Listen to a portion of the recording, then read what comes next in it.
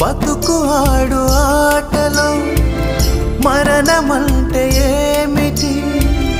ఆటలోని అలుపు వంటి చిన్న మలుపులే జీవితాన్ని అందక జీవమెళ్ళిపోదులే,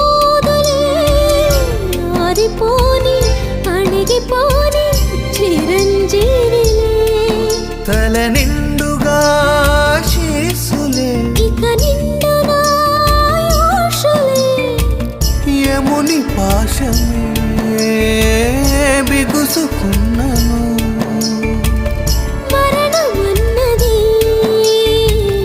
మరల జననమే.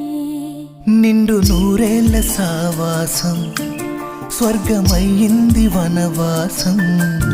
దండగుచ్చాను నా ప్రాణం,